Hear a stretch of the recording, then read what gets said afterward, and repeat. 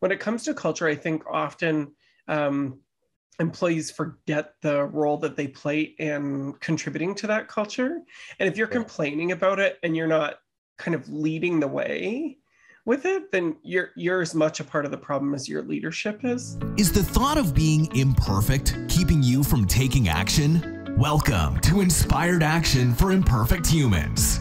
Each week, we give you real-life stories and thought-provoking research that inspires your soul to live a more fulfilled life through your own actions.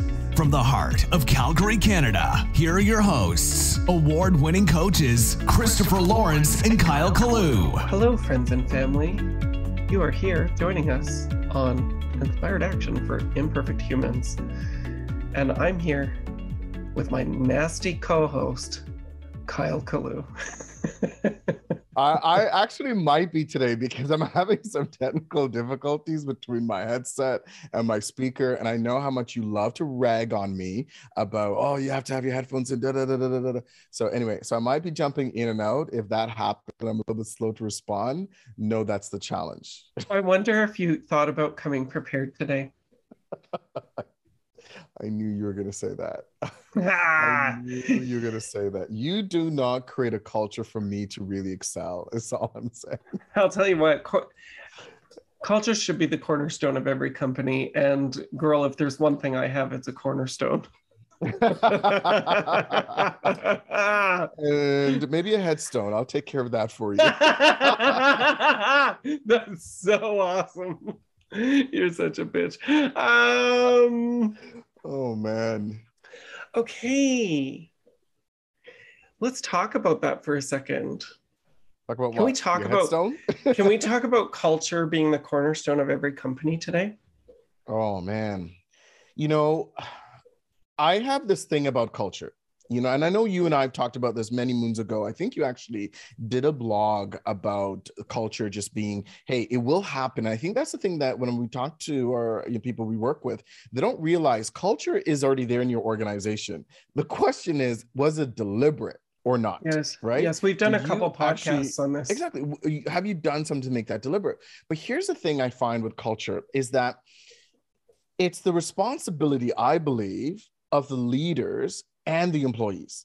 It's probably, amongst many other things, both of them actually work together to either create this thing. I agree with you 100%. I find when culture isn't deliberate, it's usually because leadership is saturated, and sometimes they don't know. But I find leadership saturated in the doing parts rather than the leading parts is a big part of it. And I find actually a lot of the employee base tends to kind of complain about culture.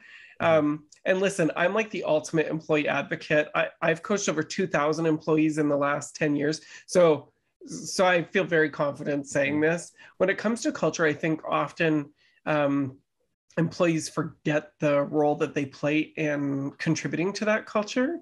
And if you're complaining about it and you're not kind of leading the way with it, then you're as much a part of the problem as your leadership is. And I think if I can make one more point about this, I think people underestimate how much is driven, particularly if you have a board of directors or shareholders, how much is driven by keeping your shareholders happy and your board of director direction, right? Like I think people underestimate that, which doesn't mean it has to be a bad culture. I just think that people underestimate that it's because we're not having real conversations. Right. It's like, we're piecemealing bullshit together when actually we should just say that is not the direction that the board of directors want to go in. It's not good for our shareholders. And it's like, well, it shouldn't always be about the bottom line. And it's like, I agree with you, it shouldn't. But I think when we acknowledge that it is almost always about the bottom line, then we can actually start to build a culture that takes the bottom line into account and is a healthy, positive, amazing culture. But if everyone in your company doesn't know that we are here to make money first and foremost, number one, and keep our shareholders happy or the owner happy, then you are totally out of line with what's happening. And it sounds really cold and cruel. But once you acknowledge that, then we can actually build a culture because it's the truth. You know what? If we go even that step, even if we go that step deeper and go out the box a little bit, because I agree with you, financing, it's a currency, it's the bloodline for a lot of businesses, lots of employees. You need to pay your mortgage, you need to pay your rent, you need to pay your thing. We need that bloodline. And I think the bottom line is, when you take a little spin on it, it's about actually culture. That truly is the bottom line, because if that is not working in unison, then how the hell are you going to make this money? How the hell are you going to be engaged? How the hell are you going to do all these other things, right? Now, interesting enough, last week, I actually did a workshop with a group, and we were talking about the Great Resignation and all this other stuff. Specifically, it was about a recent article that was published by McKinsey and Company back in September of 2021, where it reported that because of the isolation, the uncertainty, and the change about this pandemic with employees, they're all craving human investment in the workplace. Now, Christopher, here's the thing.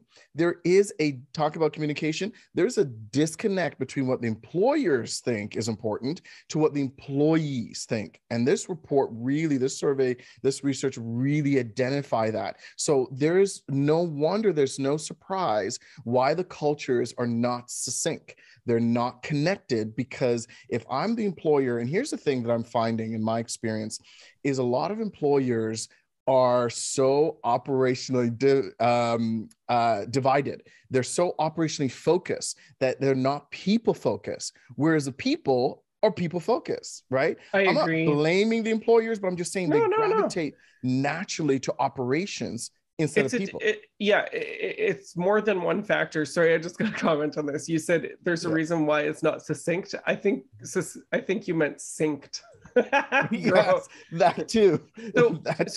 There's a story that I want you to finish with that I remember from your time working in tourism, Kyle, but I wanted to get into some of the stuff here that's coming out in the research in terms of like culture being a cornerstone. And I'm going to tell you where some of it I disagree with.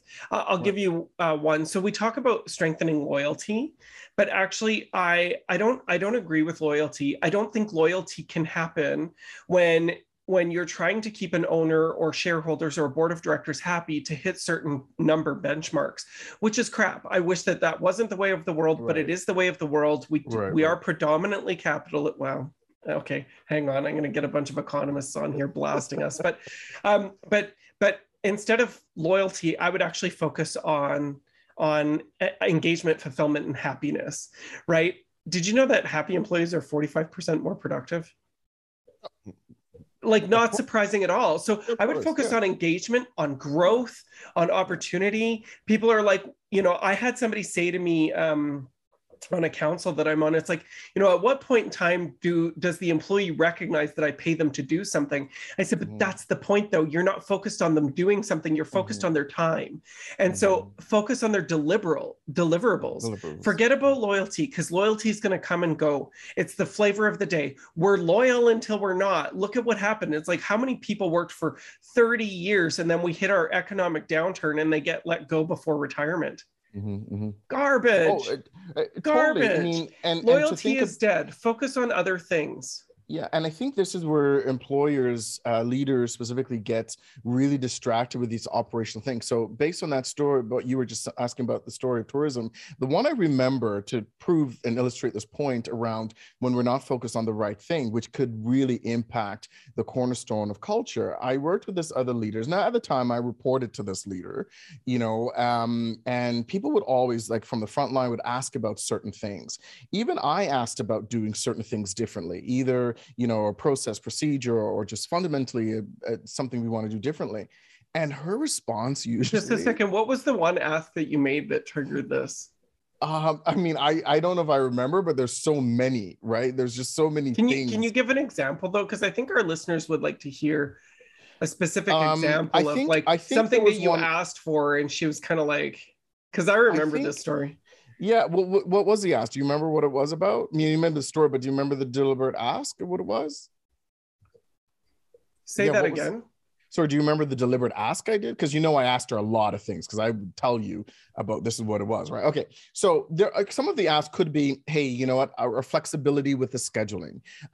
Some of it could be, you know, understanding someone is going through something. And I remember a time we wanted to extend someone's training. As you know, their annual training as I'm talking about specifically a flight crew, that they would have to change their schedule. And this person had a snagged where they need to change their schedule, but also this person had a history of changing their schedule all the time. And you know, from our experience, if you don't do your technical training in a certain period, then they go to another thing that you need Transport Canada kind of jump in and do something else that goes with that. But anyway, they wanted to make the change. Now they had a legit reason for that change. And we were saying, is there something we can do? Hi, Hero. Yeah. There's a quick little picture of a little puppy. Oh, puppy there. Look, if you're on YouTube, he came to say hi. You could see his little face. My husband wants to be there, but the office, so and then he doesn't want the attention. My husband moved back to the office, so I'm at home alone now, so the dog gets 100% of my time and attention. You're gonna have to coordinate it. So anyway, I was asking her to make this change based on the individual flight attendant need that, you know, she was explaining that she was going through something, and we need to be able to make this change. And could we make that exception for her, right? Is when we be able to do it. And so she made the comment about, well, if I do it for you, I have to do that for everybody. And I looked at her after and I was just like, well, not everyone is lining up the door with the same situation. Why can we not look at the individual need and recognize that? And not only that, it wasn't even the individual flight attendants really making an exception. We actually had a business decision. We had a company departmental process that was not serving the need of the frontline group. And so that's where we needed to make that change, because although this was the one-off, I am sure that other people, and I said to her, what if other people needed it? So what? So what if other people needed it? See, that's the thing. I think we get so stuck in our thinking that we're not we get so stuck in biased thinking that our default position is no, as opposed to what's behind this. Is everybody asking, what happens if I do this? Does it set a precedent? If it needs to be an exception, how can we ensure that this person knows that this is an exception because of their unique circumstance, right? In that company, we saw some really horrendous things. Totally. And even in this situation, when we went even further down, because of course, I was a dog with a bone and I wouldn't let it go. And so what ended up coming through, it was where she was getting stuck was she didn't know operationally how we were going to do it. And so because that wasn't clear for her, it was an automatic no. Instead of understanding, this may be a cultural thing. This may be something our people want and need, right? He's such a spoiled puppy, that guy. He is so spoiled.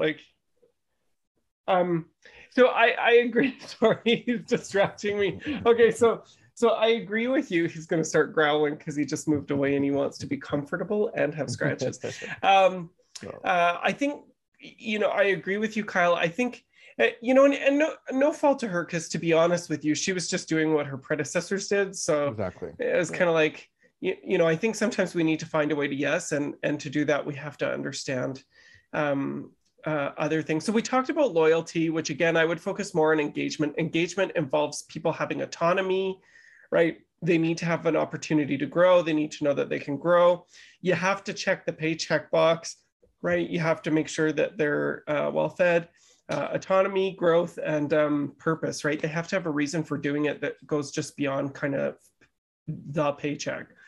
Yeah, I mean, and I think as an organization, you have to also question, are a lot of the practices, the policies or procedures, does it actually play well with the rest of the organization, right? Because you can't say as a company, we really value friendly, caring services, but our policies do not allow for us to be unfriendly, caring.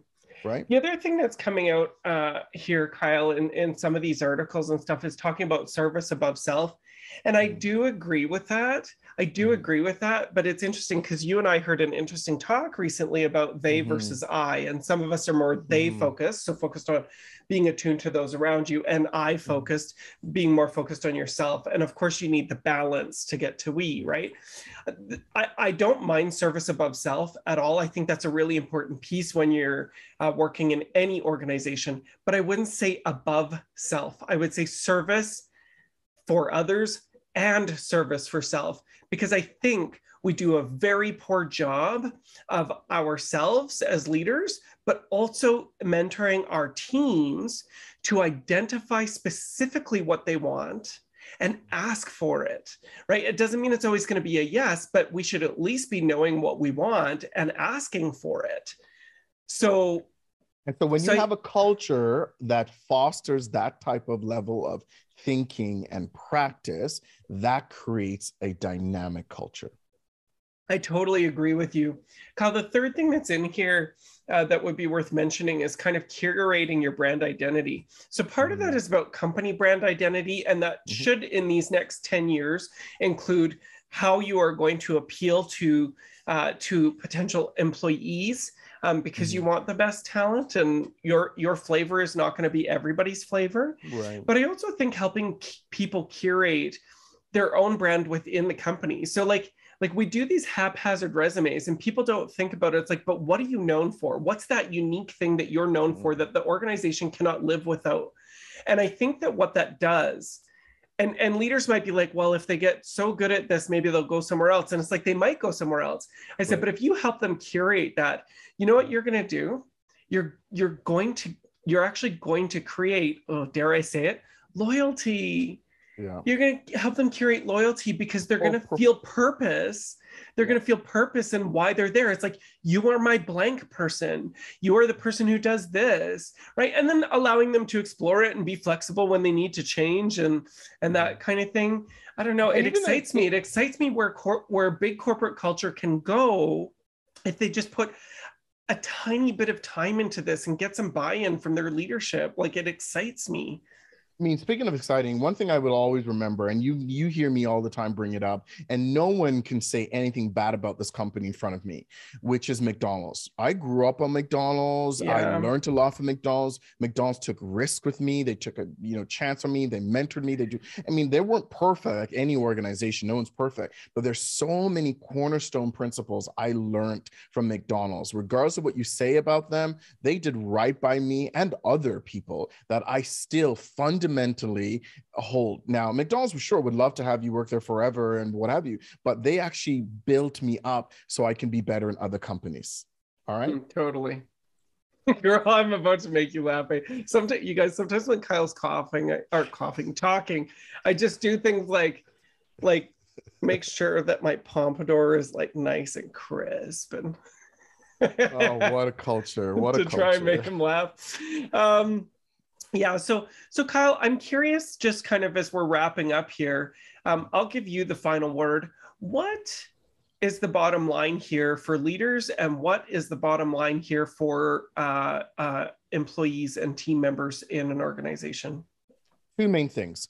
From the leader's perspective, leaders, I know you're operationally task saturated. I know folks above you, especially middle management, folks above you are telling you about the operational deliverables. I get it, right? And there's something that should be done for that. And we can help you with that if you don't know how to deal with those conflicting priorities. Definitely reach out to us. But I would say shift some of your time into people focus. Shift some of your time to your one-to-ones when you're truly asking your people, three things around what can we do as an organization to make you feel valued? What can I do as your leader to make you feel valued? What can we do together to ensure that you have a sense of belonging? So that's the leadership side of it. From the employee side, this is where I would say, don't wait for your leaders to meet with you. You meet with them 100% and agree with share that. with them what is one thing they can do or contribute as an organization to make you feel valued. What specifically do you want them to do as their leader, as your leader, to make sure you feel valued? And what is the one thing you need to happen in the organization for you to feel a sense of belonging? Kyle, I'm going to finish on a quick story here. That was the problem I ran into in my early career. I was so busy focused on like the problem with this and the problem with that, but I wasn't actually taking the time to sit down and ask myself the question, what do I want? And being specific with that ask. I think so often when team are disillusioned, they walk in more with kind of like problems. They walk in saying, I'm overwhelmed. They walk in saying, you know, the culture is a problem, but actually what they're not doing is they're not coming forward with one simple initiative that they could begin owning that would make a huge difference. When you do that, it starts to change. I remember our organization, we were working on a horrendous project that put a lot of people on mental health leave when I was working in one of my previous organizations.